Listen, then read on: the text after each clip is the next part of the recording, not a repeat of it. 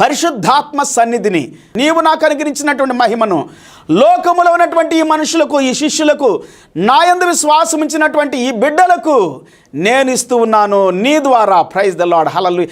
దేవుని మహిమలో, దేవుని స్వభావము, దేవుని పరిశుద్ధాత్మ సన్నిధిలో మనము ఉండటానికి పిల్లారా యేసు క్రీస్తు ప్రభువే ఈ భూమి మీదకి మానవుడిగా శరీరధారికి వచ్చాడని ఈ వాక్యాలు సెలవిస్తూ ఉన్నాయి.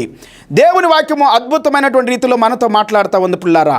కొన్ని వాక్యాలు మనం చదువుకుందాం. ఫిలిప్పీయులకు రాసిన పత్రిక 2వ అధ్యాయము 5 నుండి 11 వరకు. క్రీస్తు యేసునకు కలిగిన ఈ మనసు మీరును కలిగి ఉండుడి. వావ్! ఆయన దేవుని స్వరూపము కలిగిన వాడై ఉండి దేవునితో సమానముగా ఉండటం విడిచిపెట్టకూడని భాగ్యమని ఎంచుకొనలేదు కానీ మనుషుల పోలికగా పుట్టి దాసుని స్వరూపం ధరించుకొని తను తానే రిక్తునిగా చేసుకొనెను. ఆయన రిక్తునిగా చేసుకొని ఈ భూమి మీదకి వచ్చాడు. దేవునితో సహానుభవం ఉంది ఆయనకి. ఆయన దేవునితో ఉన్నవాడు, దైవత్వం కలిగినటువంటి వాడు, పరిశుద్ధుడు,